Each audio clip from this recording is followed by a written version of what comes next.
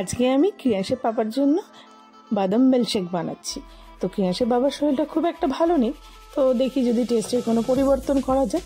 তো এখানে আমি কাস্টার্ড পাউডার নিয়ে নিয়েছি রুম টেম্পারেচার দুধের মধ্যে, সেটা ভালো করে মিশিয়ে নিয়ে আমি এক পাশে রেখে দেব। আর এদিকে কড়াইয়ের দুধটাও গরম হতে থাকছে। দুধটাকে খুব ভালো করে নেড়ে চেড়ে নেবো যতক্ষণ না এরকম ফুটে বলক আসবে। তো দুধটা আমার ভালো ফুটে গেছে।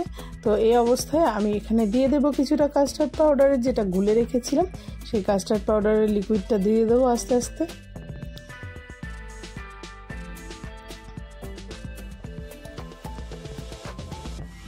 তো এইভাবে দিয়ে ভালো করে নাড়তে হবে। এরপরে আমি যে বাদামটা বেটে রেখেছিলাম সেই বাদামের পেস্টটাও দিয়ে দিলাম।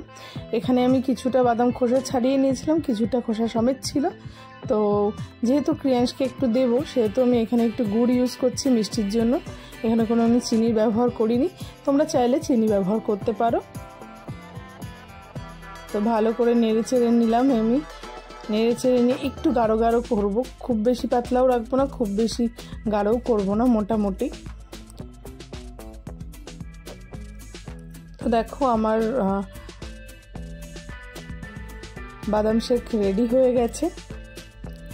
তো এই পুচকি কাপটা দেখে বুঝতেই পারছো এটা কার জন্য, এটা ক্রিয়াংশের জন্য।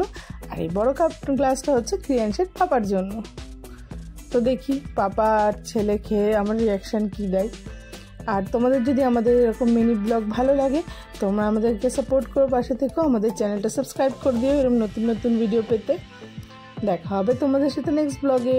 দেখো দুজনের খুব ভালো লেগেছে, দুজনেই খুব মজা করে খাচ্ছে।